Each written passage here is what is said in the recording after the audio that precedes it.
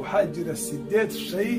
oo qofka bini aadamka ah uusan gadan karin lacag kasto oo bixiso 8 shay ma iibsan kartid haddaad haysatid ilaahay ku mahad alxamdulillah gacmaha alla u taago ko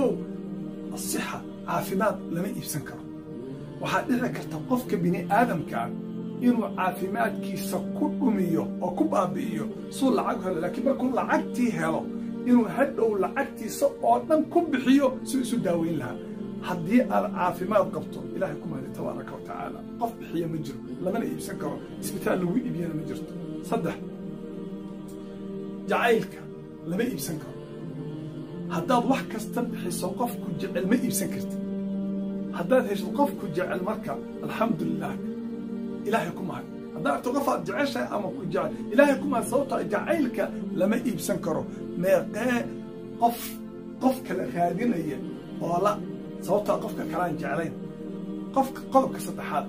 sacaadada waxa la yiraahdo lama iibsan karo sacaadada waxa weeye in aad ku noolaato farxad iyo happiness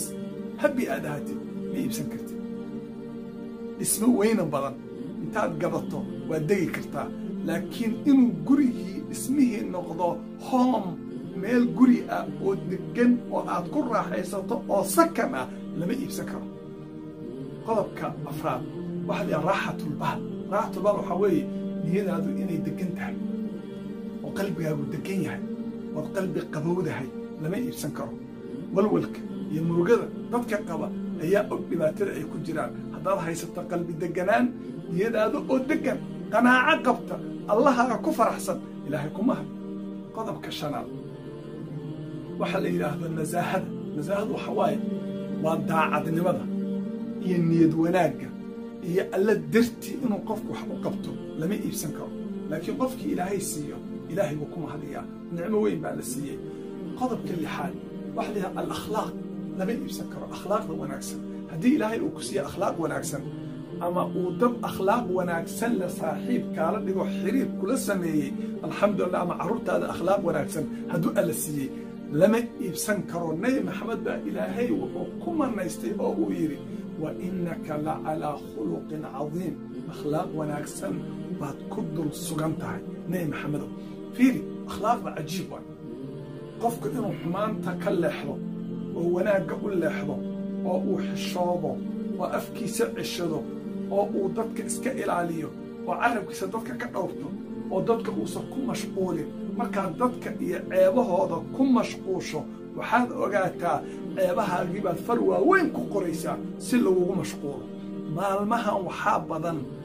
xan dadka waa isxamanayaan subxaan allah waa isxamanayaan ilaahay wuxuu leeyahay walaa yaqtab bacdukum bacdaa war akhlaaqdii wanaagsanayd ee diiniga ahayd yeenan marra ka tegin qodobka waxaan sheegay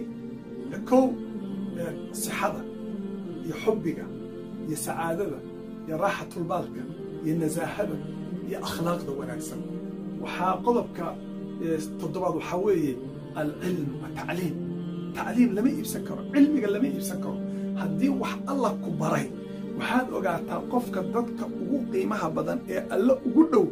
waa qofka cilmiga leh إلهي بأيدي تبارك وتعالى إنما يخشى الله من عباده العلماء الله وحكلي وكبق السيدة نبتع الدومدي سكوع علماء سبحان الله كوع علماء مركا هذا علمك نبتوهنا والله كعبسي هذا علمك كستلغة أو قرآن كحفظه وتفسير كي تقان وحديث كي تقان وأحكام تقرنس ونحوذة تقرنس وواحد كتاب كسا آخرين كرتو لكن أنا الله كبق علمي مليه جاهل باتا نبي الله نوح مركو ألا عنانتي إنه ليس من أهلك إنه عمل صالح فلا تسألني ما ليس لك به علم وهذا علم الله ويدي إني أعيذك أن تكون من الجاهلين وحي قال ربي إني أعوذ بك أن أسألك ما ليس لي به علم وإلا تغفر لي وترحمني أكن من الخاسرين هولو أنا إلهي إدرسني هدان قالوا وأنا علمي أقول هاي جاهل معنا haddaad macsiyo iyo xumaan iyo jaahilnimo iyo cay iyo xan iyo dadka daba shaqayn iyo adduunyo aad ku mashquulsan tahay cilmi kastood leedahay jaahil baa tahay qodobka ugu dambeeya sideedaad addakaa maskaxda badan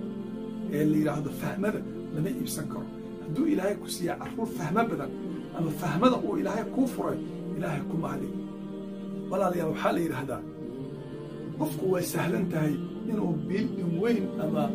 وين يبسد لكن إنه كن نستو أو كدغو لما يبسن كرو ويدعى كتا إنا أنتو روح بدن كرستي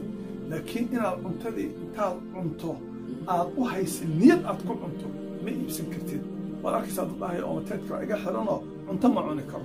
ويدعى كتا إنا صرير روح بدن قدتي وأقول لك شرحاتي ودقتي لكن إنا كسي حطو وذرد في عنها شو إلهي باب بحية لما يبسن كرو وحال وقعتا وحيابو بدن أو حجر أن يبسن كريم هدان نعموين كاحي سبتو إلهي كم هذه الحمد لله ده قفك هايستانا كل شيء قال إنه إلهي كشكريه وقونا نقالك كسر هايسته وحيابا آذن يبسن كريم هايسته وإلهي كم نستي السلام عليكم ورحمة الله وبركاته ولا الكصوبير وناق ميديا فالو ده مقال كان اللايك صار